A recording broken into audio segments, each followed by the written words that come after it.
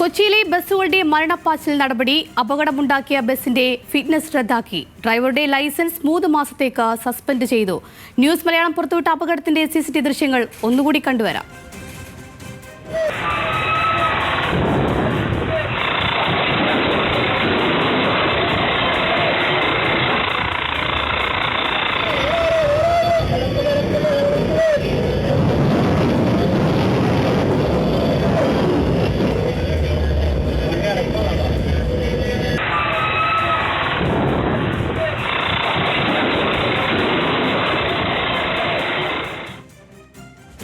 വിവരങ്ങളുമായി നമ്മോടൊപ്പം അബ്ദുൾ റഹീമാണ് ചേരുന്നത്. അബ്ദുൾ, കൊച്ചിയിലെ ബസ്സുകളുടെ മത്സരയോട്ടത്തിൽ ഒരു നടപടി ഉണ്ടായിരിക്കുകയാണ്. എന്തൊക്കെയാണ് നടപടികൾ?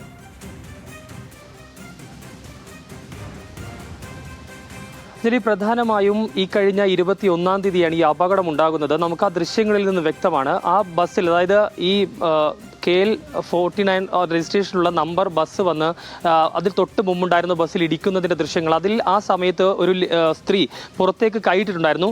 വളരെ യാദൃശ്യമായി അകത്തേക്ക് കൈവലിക്കലിന് തൊട്ട് പിന്നാലെയാണ് ഈ ഒരു ബസ് വന്ന് ഈ ബസ്സിൽ മറ്റ് ബസ്സിനെ മറികടക്കാനുള്ള ശ്രമത്തിനിടയിൽ ഇടിക്കുകയും വലിയൊരു അപകടം ഉണ്ടാവുകയും ചെയ്തു. ഏതായാലും ആ വിഷയത്തിൽ ഇപ്പോൾ RTOയുടെ ഭാഗത്തു നിന്ന് നടപടി ഉണ്ടായിരിക്കുന്നു എന്നുള്ളതാണ്. ഈ ബസ്സിൻ്റെ, അതായത് അപകടമുണ്ടാക്കിയ ബസ്സിൻ്റെ ഫിറ്റ്നസ് ഇതിനോടകം തന്നെ റദ്ദാക്കിയിട്ടുണ്ട്. കൂടാതെ ബസ് ആ സമയത്ത് ഓടിച്ചിരുന്ന ഡ്രൈവറുടെ ലൈസൻസ് 3 മാസത്തേക്ക് സസ്പെൻഡ് ചെയ്യുകയും ചെയ്തിരിക്കുന്നു.